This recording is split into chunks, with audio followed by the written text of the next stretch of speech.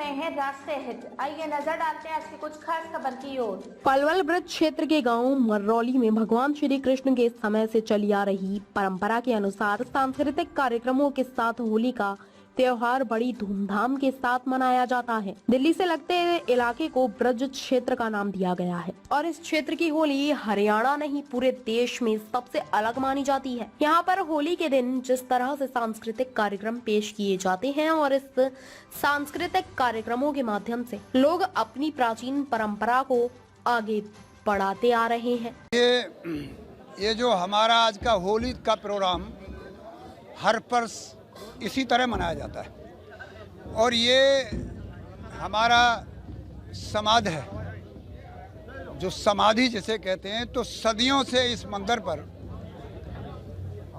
हमारे जो साध हैं, साधक जिनको साधक कहते हैं, तो साधक जितने भी हैं वो सब आज के दिन व्रत रखते हैं और देसी घी में अपना पूर चढ़ा करके मंदिर पर चढ़ावा करते हैं और पूरा जितने भी कुटुंब हैं वे साधक जितने भी हैं वो सब पूरे दिन व्रत रखते हैं। इससे पहले दिन में हमारी पूरी बस्ती गांव मर्रौली दादा के इनकी चौपाल पर हम अपने सबको पूरे गांव की बस्ती में सबको बुला के वहाँ मान सम्मान के रूप में चाय पानी होली के त्यौहार पर करते हैं। ये हमारी सदियों से चला आ रहा है।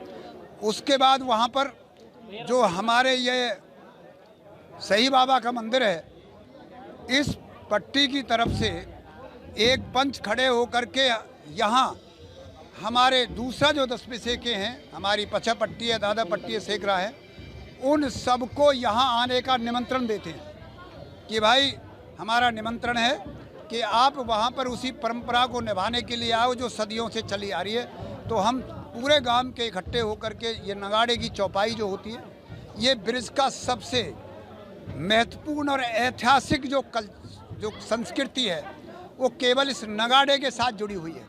और इस नगाड़े पर जो हमारे गाहे और रसिया गाए जाते हैं, उनकी जो तर्ज होती है, सुर और ताल भी और तर्ज, वो बिल्कुल पूर्ण रूप से ब्रज के संस्कृति से गाई जाती है। कहीं कोई किसी प्रकार का घालमेल इसमें नहीं होता है, चाहे वे गाहे के रूप में हो, चाहे कली और तुक के रूप में हो।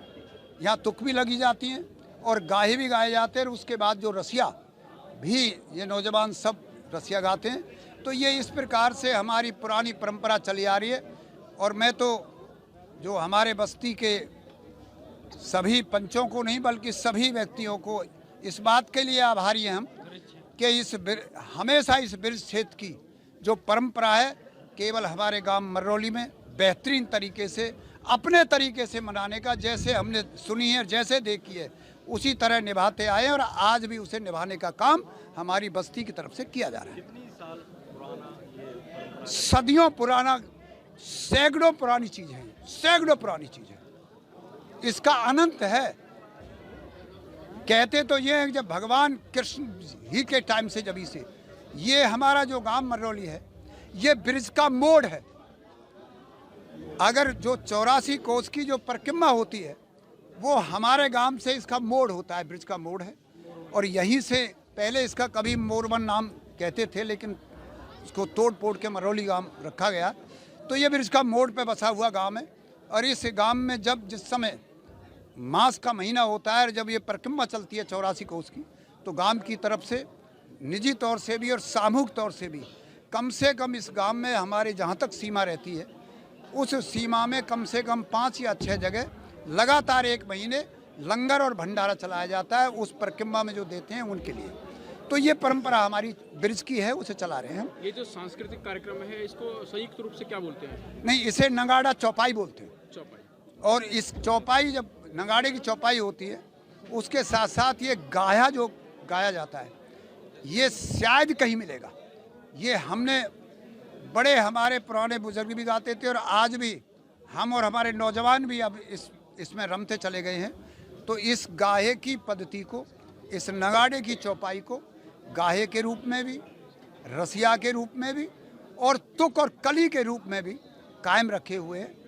ये आज भी हमारी परंपरा कायम है। इससे सबसे बड़ा संदेश ये है कि एकता का संदेश इससे बड़ा कुछ नहीं हो सकता, कि किसी का कोई निजी कुछ भी हो, लेकिन आज के दिन ये हमारे यहाँ तमाम सारी बातें कोई याद नहीं रहती। आज केवल ये हमारी पौराणिक जो पद्धति है, जो नगाड़े की चौपाई है और जो हमारी तुक और गाय हैं, और ये प्रसाद यहाँ से बांटा जाता है। सारा गांव बच्चा बच्चा इसमें लीन होता है, उन्हें कोई चीज़ याद नहीं रहती, केवल अपनी परंपरा याद रहती है। हमें उस परंपरा को निभाना जो हम पूर्वज हमें छोड़ के गए।